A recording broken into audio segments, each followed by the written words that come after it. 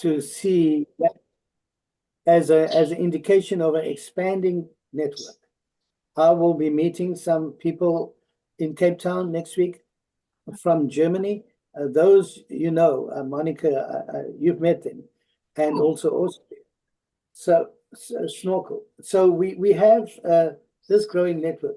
But our guest of honor today, and I'm not formally introducing her because there is somebody that will, is Dr. Ann Dynan, who the last time I physically saw her was in the United States.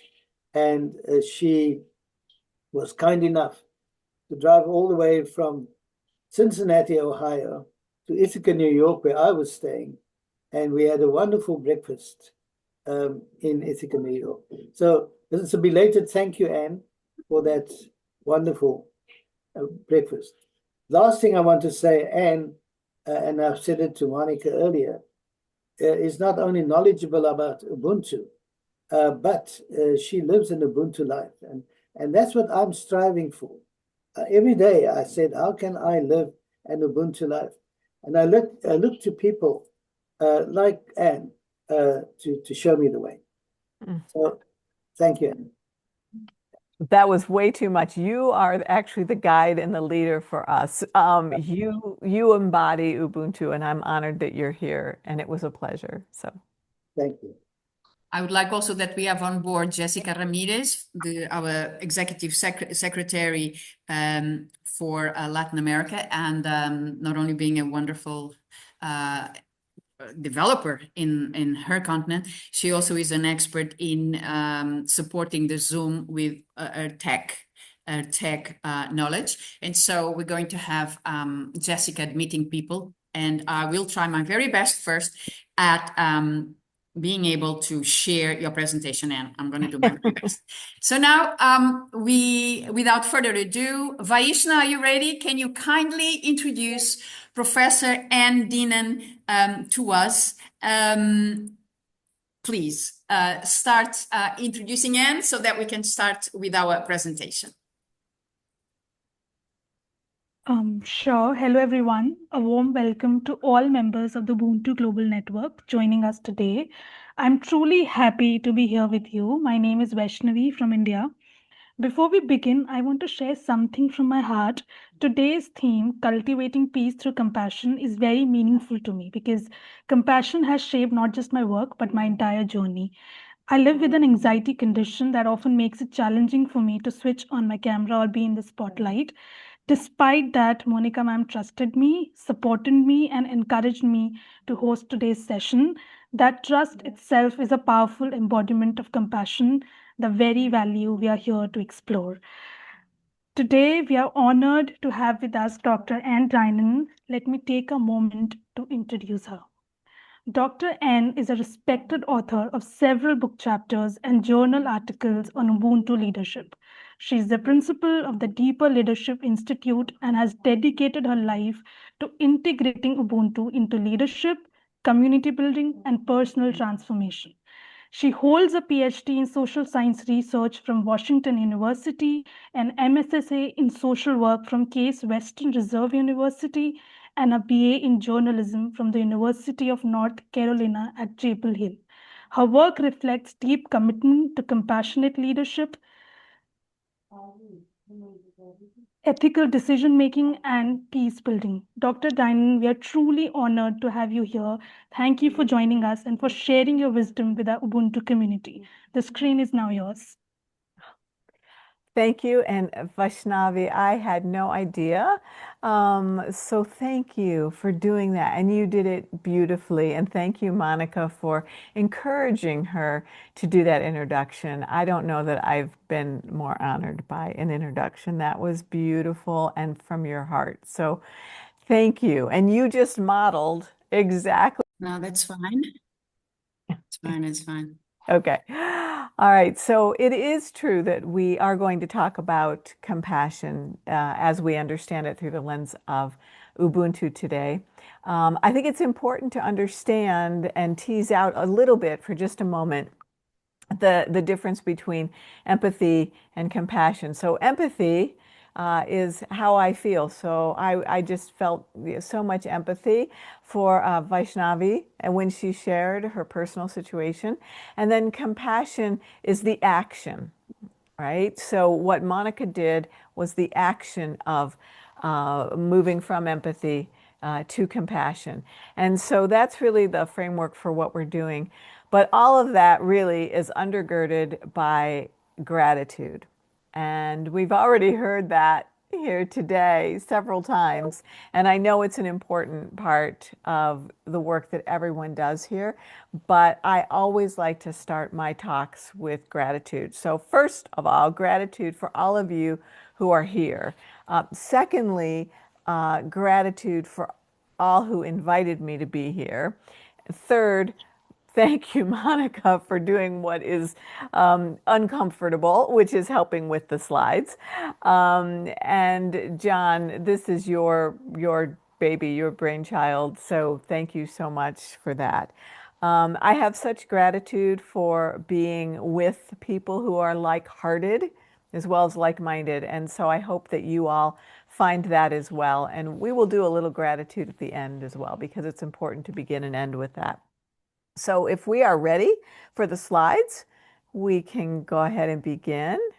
Okay, so my dear Jessica has just helped me because for some reason I cannot see the sharing button on my screen, but Jessica said I got the PPT. She's got it all. I don't know what happened, but there she is. Jessica, I love you. Okay. Perfect. Yeah. Well, let's leave that up, Jessica, for just a second, because my email address is on there. And so I want people to have that if you want to take a quick screenshot of it or what have you. If you would like to follow up afterwards, I really welcome that. Just put in the subject line referencing this chat. So, and I know we need to keep to the 1 hour time frame, so we'll move through this part rather quickly.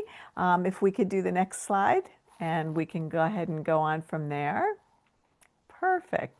So I was in South Africa, as some of you who may have joined early on heard John and I talking. I've been there many times. Like India, it is a soul country for me. And when I was there, which was in the very early 90s, or actually mid 90s, I'd heard a quote that Mandela said that Ubuntu will be the gift South Africa gives to the world. And I know you've all heard that a million times. But I took that to heart and I really said to myself, how will I be part of that? I am an American white woman who does not even live in South Africa. But I really wanted to be part of it. I just knew it was my calling. And so what you're going to see here today is a big part of that. And if we can go to the next slide, you'll see that Ubuntu has been talked about by many people. Former Ambassador Begley, I love this quote. To me, this really encompasses Ubuntu. In understanding the responsibilities that come with our interconnectedness, we realize we must rely on each other to lift our world from where we all belong as partners, where we all participate as stakeholders, and where we all succeed together, not incrementally, but exponentially. And I love that part of the quote. So I wanted to share that with you. Feel free to take screenshots to use that quote in whatever way you want. And next slide, please.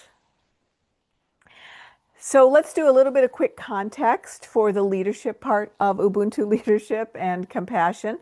Historically and traditionally, this is what leaders and leadership has looked like. One person at the top, a few on the next level, even more, but still a few at the third level, and then just a lot of people sort of looking up to these people to provide the leadership. Next slide, please. And then sometimes leadership historically has, and still, it looks like this, with one person completely leading the way, the expectation that everyone will follow. Next slide, please. And then we've moved into understanding leadership as action and not as a position necessarily. Next slide, please. And then we finally got to a place where we started to ask the question, leadership for what purpose?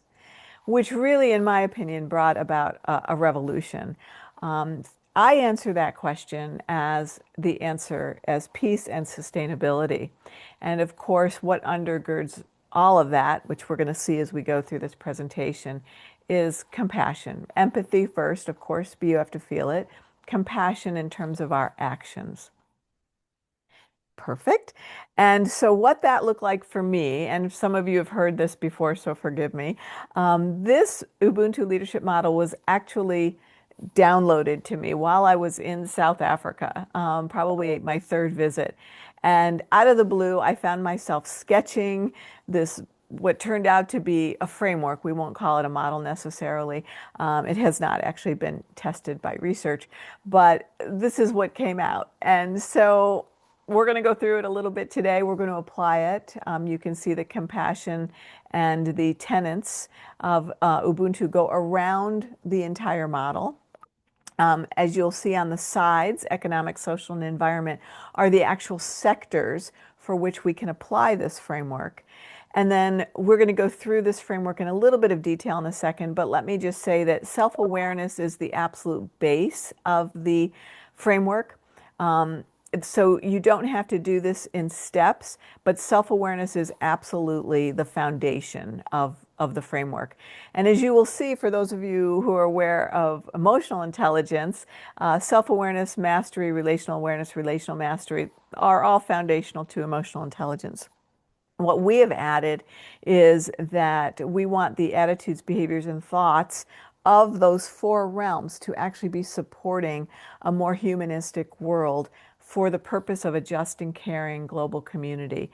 And then we've indicated that we can do that by looking at economic sectors, social sectors, environmental sectors, but always infusing the tenets of Ubuntu into each area. So if we can move to the next slide. Many of you are familiar with the tenets of Ubuntu. We won't go through all of them. Not all of them are actually present in the model simply because of, the way it looks. It would be a little bit crowded. What's important to me is that there are both Eastern and Western philosophical components to this that lends itself to a communityship model and really allows for us to act with compassion in each of those sectors. So if we could move on. And we can go to the next slide. All right, so if we start with that base, the foundation, I do always give credit where credit is due. Daniel Goleman is the father of emotional intelligence, essentially, and he describes self-awareness as knowing one's internal states, preferences, resources, and intuitions. And that sounds so very simple. The important piece of this model or framework is that although this is self-awareness is foundational, it's not a one and done. So as we move through the model, which we'll do here in a second, we might get all the way to relational awareness or relational mastery, and all of a sudden we learn something about ourselves by interacting with others that takes us back to a place of self-awareness, and then we have to integrate that into self-mastery. So this is a constant flow of learning. And the next slide, please.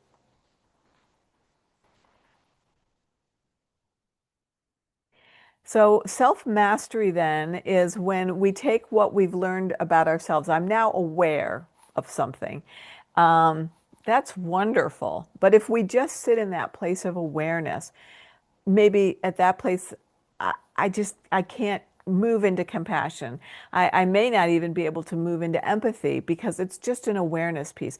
Mastery is where you're really learning how to take what you're aware of and work with it and implement it and have an impact. But it's about learning about yourself. So this is self-mastery. So this might be how you learn to work with some of your thoughts. And we're going to see throughout this presentation that having positive thoughts is really important, because when we catch ourselves, we realize we may not always be having positive thoughts, and that is really foundational. So if we could go to the next slide, please. After we have looked at self-awareness and self-mastery, then of course we want to work with other people. So then we have a relational awareness. So it's like, how am I with this person? Oh, I find that when I'm with this person, my body tenses up. When I'm with this person, I'm more in the flow. Okay, that's knowledge. And now what am I going to do about it? So next slide is the relational mastery. So I am now aware of myself. I've mastered to a certain degree myself. I'm aware of how I am in this situation with another person or people, and now I'm going to master how to do that. So an example might be a cultural situation. You're in a completely different cultural situation. You're aware for yourself. You've mastered, for example, what to do in that cultural situation. Now you're with someone and you have an awareness of how to be with that person culturally. But then the mastery is how to behave, how to act with that situation, with that person. So that's just a quick example, and we can move on to the next slide. And we do that by examining our attitudes, our thoughts, our behaviors, always supporting that more humanistic world. And easier said than done for sure, but that's the goal, that's the framework. And for the next slide, it would be for the purpose of having a just and caring society, which to me is peace, and it lends itself to compassion and empathy, again by employing it in the different sectors. So we have economic sectors, which I think we pretty much know that that can be more of a business sector. We have a social sector, which a lot of people put politics into this sector. And then for the last sector, we have the environmental sector, which we've had a lot of discussions about climate change. So when we're bringing it all together, the idea is that we're going to be creating global citizens who are compassionate, because if we are compassionate, we cannot wage war. We can't wage war on ourselves. We have to be peaceful of ourselves, and we can't wage war against others. Therefore, we would have peace and peace within ourselves, and peace and just and caring societies, which comes from being compassionate towards others. So resources for being peace, just in case someone is studying this, polarities. You'll find Barry Johnson's work, Theory U, Otto Scharmer, Leadership and Self-Deception. So that's the Arbinger Institute. The Four Horsemen actually is John Gottman's work, and Yoga, Breathing, Ayurveda, Vaishnavi, a nod to India. All bring about peace and peacefulness, and for us to be compassionate with ourselves and with others. So we can move to the next slide. And so what we've done up to this point really is talk about this framework and the importance of compassion, the importance of peace. Now we're going to kind of quickly move into how do I implement this? When I'm working with teams, what do I do with this framework? And one of the things I do is I show this video. It's a little bit long, it's almost 15 minutes, but to me this really encompasses what we're talking about. And then afterwards, I ask people, so be thinking about this, both when I'm working with teams and with you all, what values of Ubuntu, what tenets of Ubuntu did you hear in the video? So we'll do a little bit of experiential work afterwards, but please enjoy this amazing video.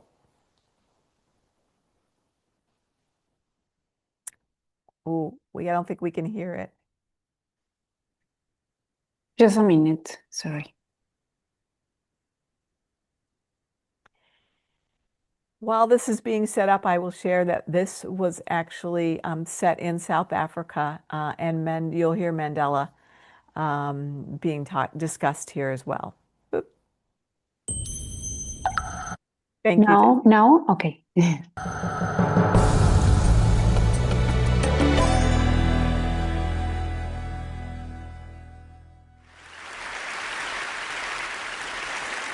I'm a man who's trying to live from his heart, and so just before I get going, I wanted to tell you as a South African that one of the men who has inspired me most passed away a few hours ago. Nelson Mandela has come to the end of his long walk to freedom. And so this talk is going to be for him. I grew up in wonder. I grew up amongst those animals.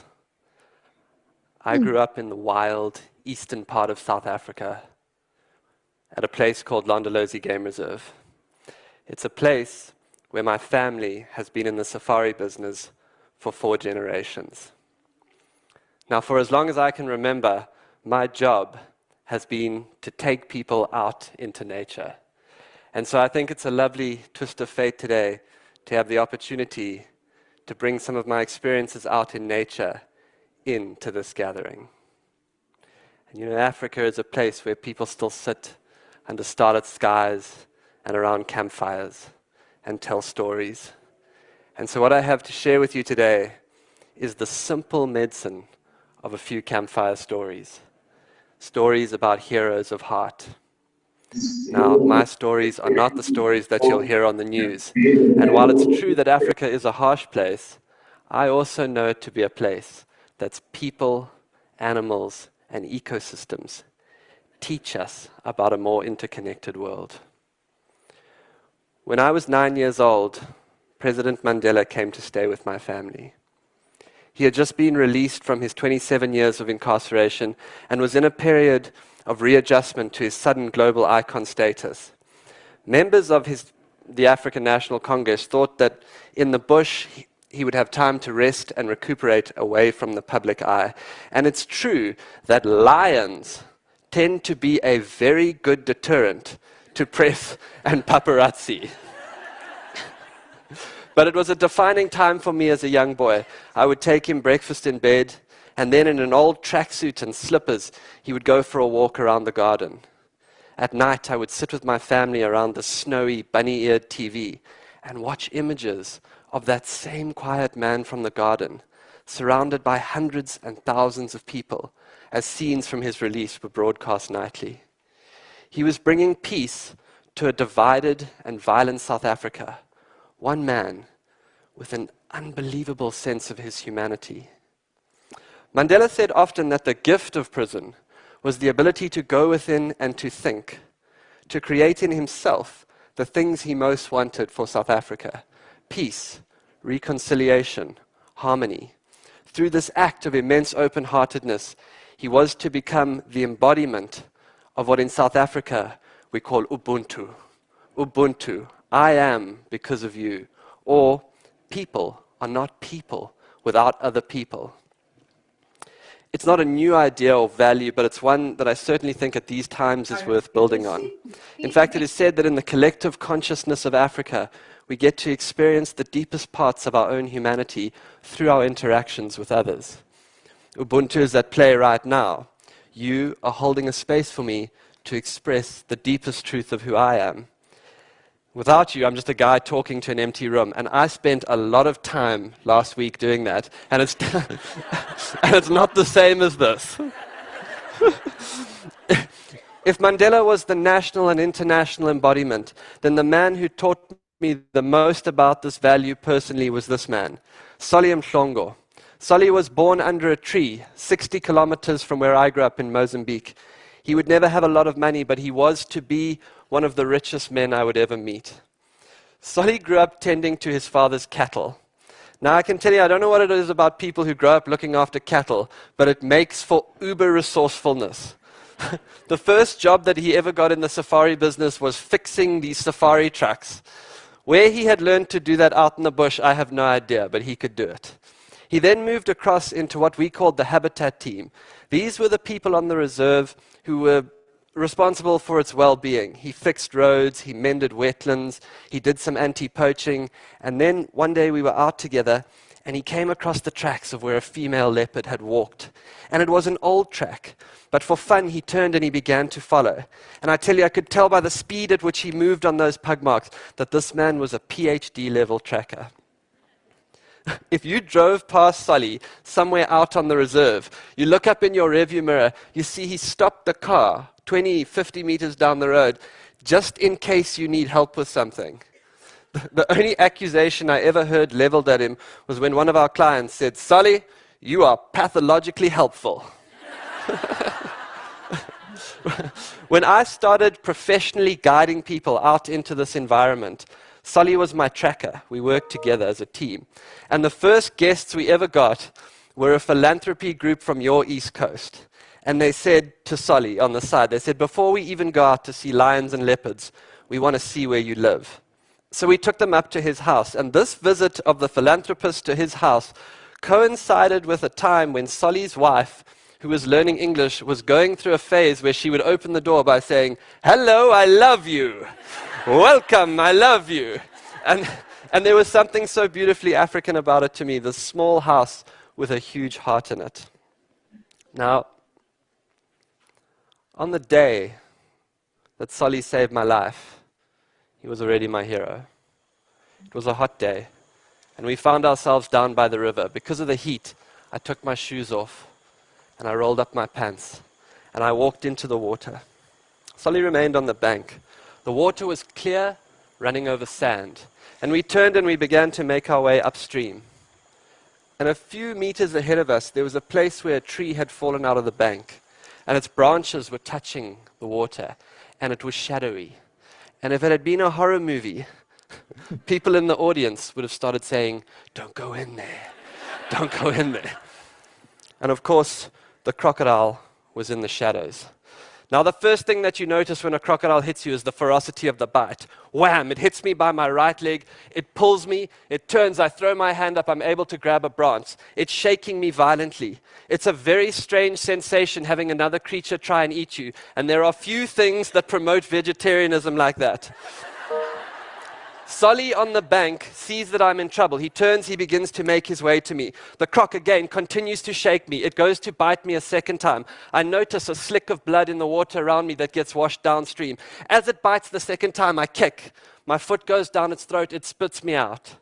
I pull myself up into the branches, and as I come out of the water, I look over my shoulder.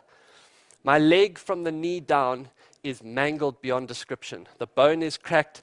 The meat is torn up. I make an instant decision that I'll never look at that again. As I come out the water, Solly arrives at a deep section, a channel between us. He knows, he sees the state of my leg. He knows that between him and I, there is a crocodile. And I can tell you this man doesn't slow down for 1 second. He comes straight into the channel. He wades into above his waist. He gets to me. He grabs me. I'm still in a vulnerable position. He picks me up and puts me on his shoulder. This is the other thing about Solly. He's freakishly strong. He turns. He walks me up the bank. He lays me down. He pulls his shirt off. He wraps it around my leg. Picks me up a second time. Walks me to a vehicle. And he's able to get me to medical attention. And I survive. Now, I don't know how many people you know that go into a deep channel of water that they know has a crocodile in it to come and help you. But for Solly, it was as natural as breathing. And he is one amazing example of what I have experienced all over Africa. In a more collective society, we realize from the inside that our own well-being is deeply tied to the well-being of others. Danger is shared, pain is shared, joy is shared, achievement is shared, houses are shared, food is shared. Ubuntu asks us to open our hearts and to share. And what Solly taught me that day is the essence of this value is animated, empathetic action in every moment. Now, though the root word is about people, I thought that maybe Ubuntu was only about people. And then I met this young lady. Her name was Elvis. In fact, Solly gave her the name Elvis because he said she walked like she was doing the Elvis the pelvis dance. She was born with very badly deformed back legs and pelvis. She arrived at our reserve from a reserve east of us on her migratory route. When I first saw her, I thought she would be dead in a matter of days. And yet for the next 5 years, she returned in the winter months. And we would be so excited to be out in the bush and to come across this unusual track. It looked like an inverted bracket, and we would drop whatever we were doing and we would follow. And then we would come around the corner, and there she would be with her herd. And the outpouring of emotion from people on our safari trucks, as they saw her, there was the sense of kinship. And it reminded me that even people who grow up in cities feel a natural connection with the natural world and with animals. And yet still I remained amazed that she was surviving. And then one day we came across them at this small water hole. It was sort of a hollow in the ground. And I watched as the matriarch drank. And then she turned in that beautiful slow motion of elephants. It looks like the arm in motion. And she began to make her way up the steep bank. The rest of the herd turned and began to follow. And I watched young Elvis begin to psych herself up for the hill. She got visibly, her ears came forward. She had a full go at it, and halfway up, her legs gave way, and she fell backwards. She attempted it a second time, and again, halfway up, she fell backwards. And on the third attempt, an amazing thing happened. Halfway up the bank, a young teenage elephant came in behind her, and he propped his trunk underneath her, and he began to shovel her up the bank. And it occurred to me that the rest of the herd was in fact looking after this young elephant. The next day I watched again as the matriarch broke a branch, and she would put it in her mouth, and then she would break a second one and drop it on the ground. And a consensus developed between all of us who were guiding people in that area that that herd was in fact moving slower to accommodate that elephant. What Elvis and the herd taught me caused me to expand my definition of Ubuntu. And I believe that in the Cathedral of the Wild, we get to see the most beautiful parts of ourselves reflected back at us. And it is not only through other people that we get to experience our humanity, but through all the creatures that live on this planet. If Africa has a gift to share, it's a gift of a more collective society. And while it's true that Ubuntu is an African idea, what I see is the essence of that value being invented here. Thank you.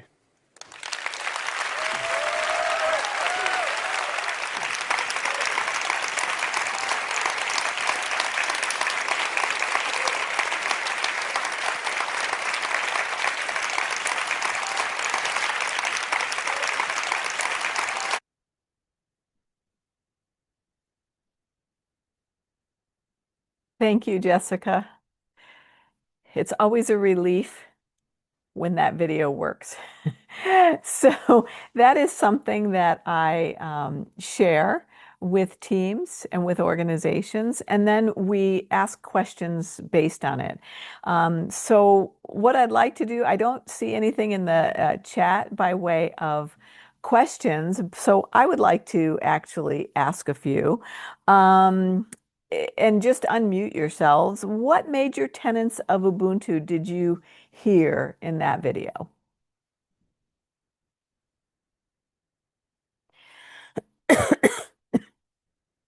Empathy.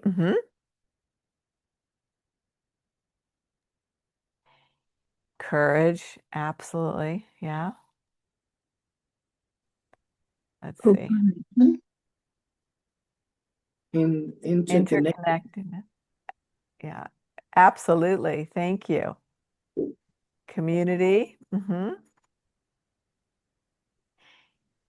In fact, was that not really the absolute embodiment of compassion, based on interconnectedness and love and being helpful? Yes, and being supportive and being in harmony. I mean, I think that, yeah, and love. I just think that video really does encompass all of that. So I'm curious, where in your either personal life or work life do you apply these tenets of Ubuntu? Can you put either unmute yourself or put some of these in the chat? How do you actually apply some of these tenets of Ubuntu?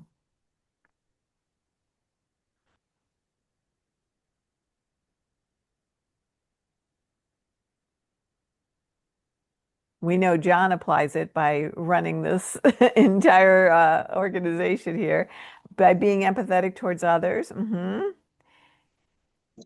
Yeah. Hi. Teaching love. And Sel wants to speak. She raised her hand. Please. Sel, go.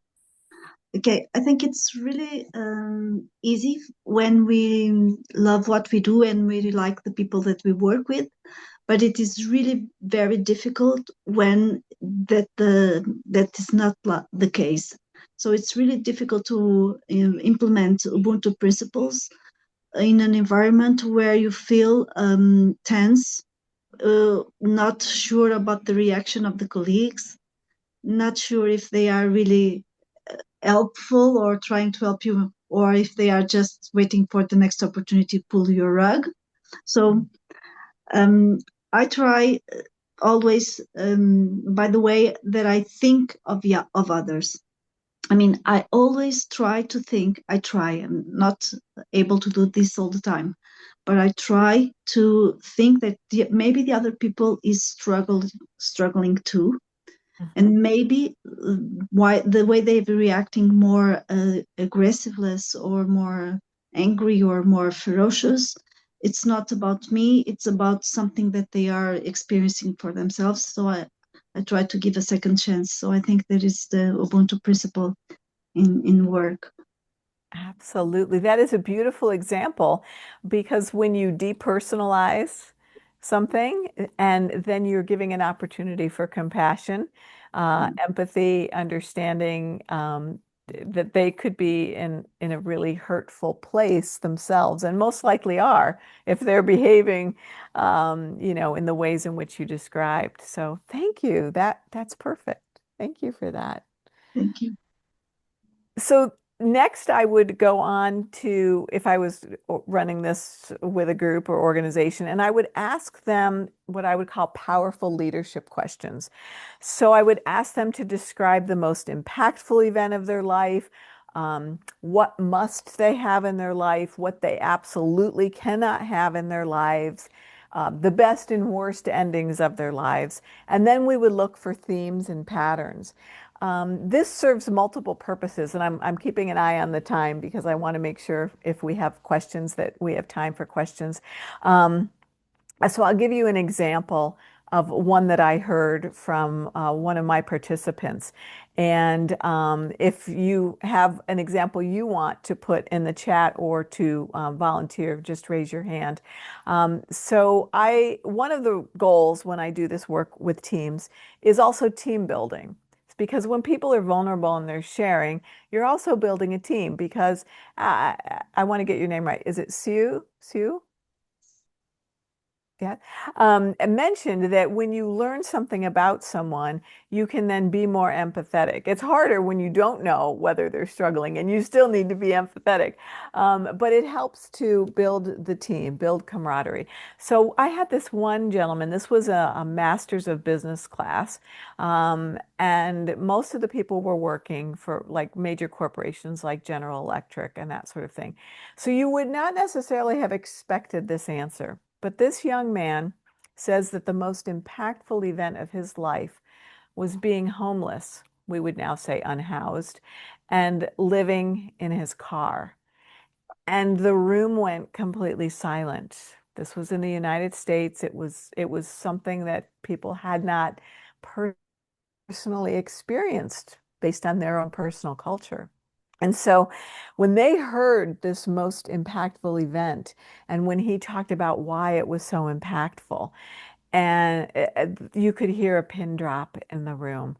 And people then had empathy, they had compassion, they were looking at him differently, not sadly, but looking at him as a human.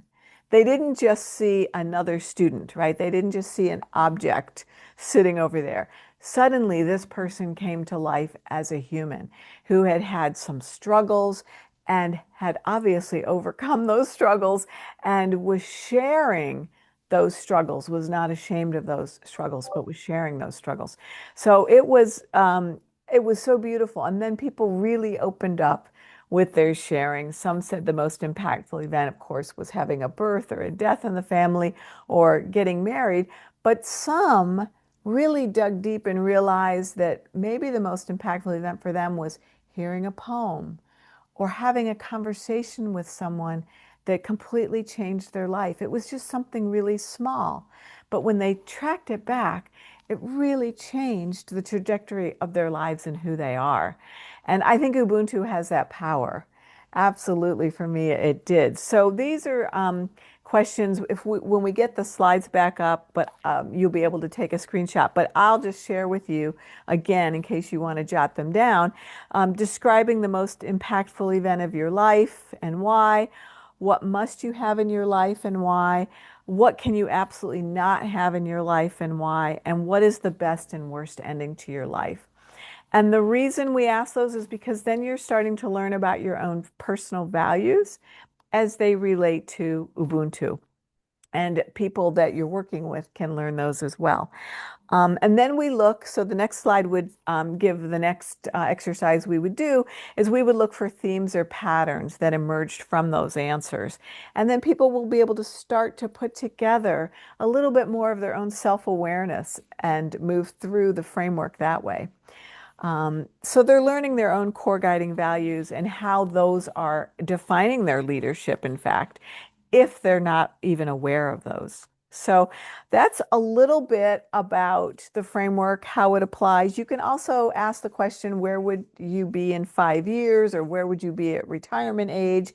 And that really gets rich and helps people to find their values. And sometimes they don't even know their own values. So sharing that and having other people say, I heard this value, I heard that value, really helps people to really hear things outside of themselves that might not be in their forefront. So that's how I apply Ubuntu. Of course, the work I do is around peace and peace leadership, so compassion undergirds all of that. If we're compassionate with each other, as I said at the beginning, we really cannot create war within ourselves or with others. And that's really the last important point I want to make before we go to questions, which is you have to start with yourself. If you're at war with yourself, you really can't be at peace with others. So many people, for example, will adopt a vegetarian lifestyle. I'm not saying you need to do that, because they feel like when they eat meat, as an example, that that's an act of violence. So that's just one example of how you can be peaceful with yourself. Catching your thoughts is so important. I attempted to do peace work without being peaceful myself and thought I was peaceful.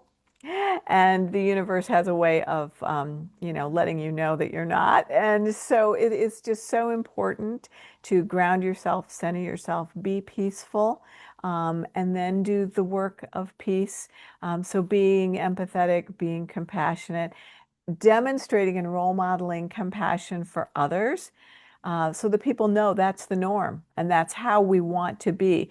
So Sue, with your work situation, if people, were working against you, so to speak, I worked in an organization and people were like, why are you basically being, to quote Boyd, pathologically helpful and friendly and kind? And I said, well, I'm role modeling. And they're like, and I looked like the happy idiot, right? Because I could see what was happening and how people were talking and what they were saying. I chose not to engage that. And I chose to elevate myself, to elevate the organization, to elevate the teams I was working with, to the point where they could then feel safe to be Ubuntu and to act Ubuntu. So I want to end my part here with, we can move the slides forward to gratitude, because I like to begin and end with gratitude for everyone here doing this work. It's not easy to do this work, and it's exhausting. So to the network, to the organizers, and to the people that you're working with, I send deep gratitude, and I say, let's do this. So let's open this up for questions. Hopefully we're in a good time frame here. Or comments as well.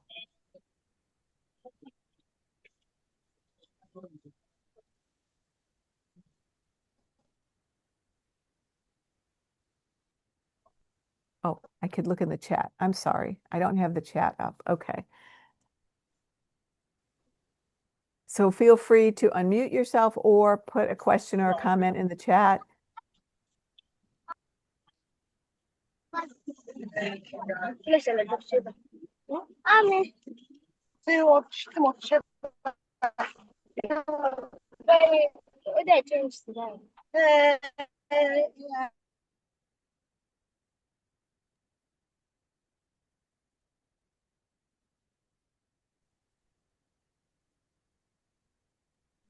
We'll give it just another minute. I think I was muted. Well, I would ask you all to think about how you could apply this framework or any Ubuntu framework at this point to your work. Last month, you had a talk about how to integrate the IDGs and the tenets of Ubuntu. That's actually the premise of my next book.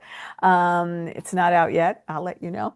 But essentially, the framework and what we've talked about here fits into the IDG framework. So for those of you who weren't here, that's the inner development goals, especially the being piece, very important. So you could integrate this talk and last month's talk together if you so desire. If you have thoughts or questions or ideas, you can email me. You have my email. It's bannndin@gmail.com. Happy to connect you to people. I think that is one of the most important things that we can do in our lifetimes is connecting people because this work is hard. Sometimes it's lonely. It can be isolating. But once you find your tribe and your passion and your purpose, it's just such a relief, or at least that's been my experience. So happy to do that as well. So Monica, what do you think? Are Yeah, I we have a pretty much question. good? I have a Oh, okay. question for you. As I Okay. was listening, I was actually quite taken by the examples given. So mine is very quick, and then Vaishna wants to ask a question. Interconnectedness. I think it's the major Ubuntu value lacking in the world. What do you think? How come we've reached the state we're in right now in the world, where even if you look very hard, you don't seem to see Ubuntu? Yeah, I feel like, and maybe this was from the 70s on, and unfortunately, I will say I think the United States maybe led this movement. It was one of I'm in it only for me, right? It was the me generation. And so we lost the interconnectedness when we started to only focus on ourselves, which if you look at the leadership and self-deception work by the Arbinger Institute, believe it or not, that means we started to view others as objects and not as humans. And so we lost humanity in that when we started to focus solely on ourselves. Now, obviously, in the framework, self-awareness is the foundation, but it's the foundation for a purpose, for the purpose of moving through that and not staying stuck in me, me, me, me, me. So I think that's how I would address that. And I see we have two other hands up. Yes, So thank you, Anna. sure. Vaishna. Hello everybody. So this is something that I've come across a lot of times in my work also. So do you think compassion can be taught, or is it something we cultivate through lived experience? There are a lot of articles that say that compassion is something that we are born with, or is something that somebody can teach us. So what is your opinion on this? I'm a yes and kind of person. I don't know if I know the actual answer to that. Don't know if I need to know the answer to that because I feel like maybe it's innate in us, but what we're seeing in the world is that if it is innate in us, we might lose it along the way. So I would do a yes and. Let's assume it's innate, and then let's also work with role modeling it and teaching it and most importantly, reinforcing it. I think the reinforcement piece is really huge around being compassionate because someone, Paula, actually made a comment, and Beatrice will get to you just a quick second, about it's hard to be the happy idiot in the environment when people are not familiar with Ubuntu. And so to constantly be role modeling compassion and love and judgment-free zones is really difficult because I think we learn non-compassion. So I think it's important to constantly be role modeling compassion and assume both. So, Beatrice. Oh, hopefully, wait, did I answer your question, Vaishnavi? Yes, perfect. I loved Okay. it. Thank you. Beatrice. Hi, Barbara. Hi, everyone. I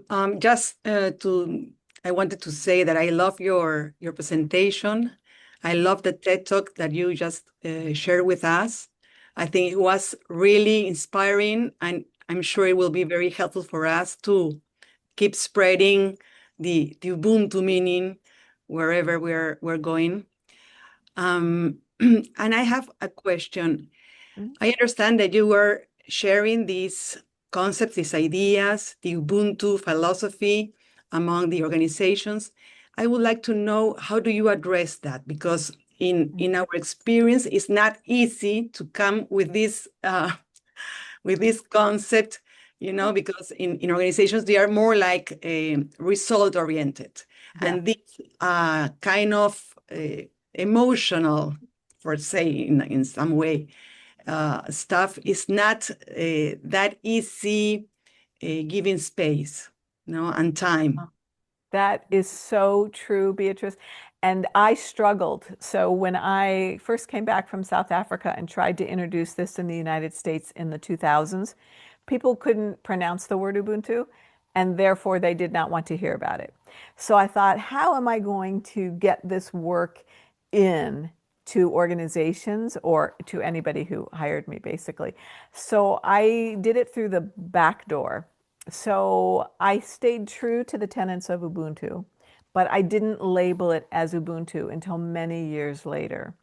Or if I found I had a CEO who could understand the tenets of Ubuntu and understood that this was really cutting edge, even though it's ancient, was cutting edge for what we wanted to do. So I brought it in, to answer your question, in two ways. One is through leadership development programs. For the last 20 years, that's been a pretty hot topic in the United States, developing leaders at all levels of the organization. And so I would bring in the tenets of Ubuntu without calling them the tenets of Ubuntu into my leadership development programs. So they were okay with understanding emotional intelligence, for example. And we had ways of measuring emotional intelligence. You can do a pre and a post assessment of emotional intelligence. For example, when people want metrics, and they really do want metrics. And then I found the Leadership Circle Profile 360, which I'm going to put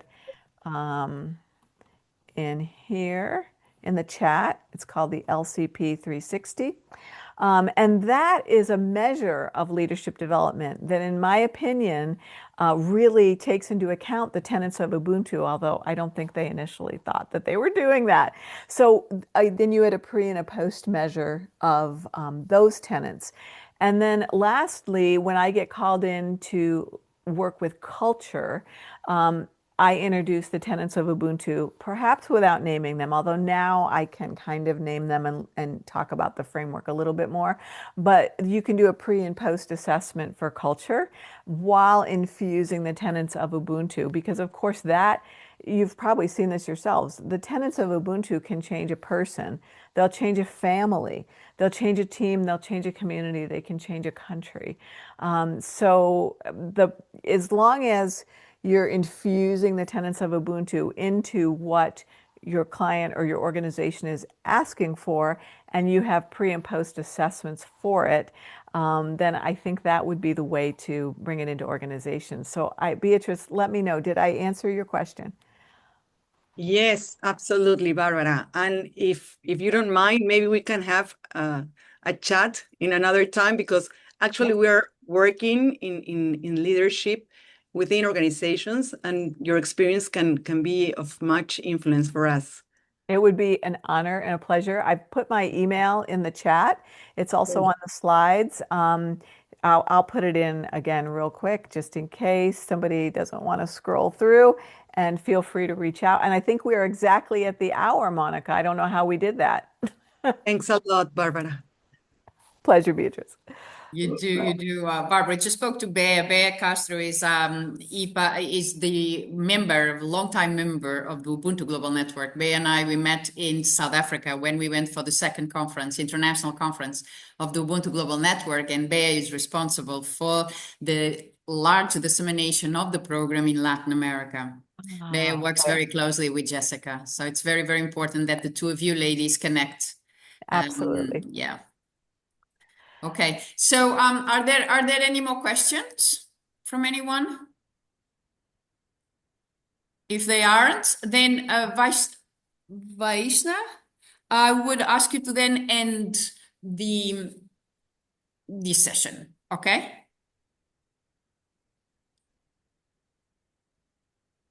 Maybe not. Vaishna, you there? I'm so Go sorry. ahead. End the show for all of us.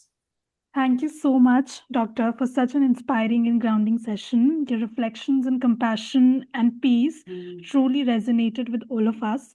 Well, as we leave this space, may we all continue to practice compassion with ourselves and with one another, remembering the spirit of Ubuntu. I am because you are. Wishing you all peace, strength, and connection. Thank you for being here. Thank you for having me, everyone. Thank you. Go forth and be Ubuntu. Well, Barbara, you were a success. You have a lot of thank you messages. So thank you for your generosity in you know, obliging me and coming and sharing your experience, your knowledge, and above all, as John was saying, you live an Ubuntu life. So you don't just talk about it, you are it. So thank you very much for the inspiration. Thank you all. And to all of you, a big hug from Lisbon, very sunny Lisbon. Hope that you're all safe in the different parts of the world you've logged in from. And we hope to see you most likely next month. We're going to be looking for another inspiring speaker. And let me just perhaps leave here the challenge. If you know of someone that could be really an add-on to our community, please get in touch with me and be the bridge between us and that other person to come and inspire the network. Okay? Thank you. Big, big hug for all of you. Bye-bye. Thank you. Bye-bye. Bye-bye. Monica, I'll stay on for a minute in case you need anything. Okay. All right, then. Maybe, John, if you want to stay on. Okay. We wait for people to leave and then, we still have people trying to come in, trying to come on board.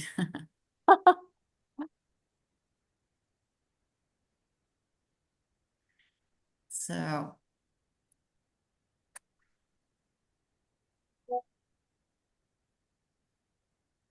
I have here a question to you, Anne. If your PhD dissertation is about Ubuntu. I wish. My PhD dissertation is about community violence and post-traumatic stress disorder. Back when you could only get diagnosed with post-traumatic stress disorder if something actually happened to you, not if you witnessed it or if you were living in a violent community. And I wanted to work with maybe changing that. And now you can get diagnosed, not because of me, but now you can get diagnosed, you know, having witnessed post-traumatic stress or community violence. So I didn't know about Ubuntu back then. Shortly afterwards, though, a few years later. All right. Well, from my side, really, thank you so much, Anne. I want to thank you for two things. One is to help me understand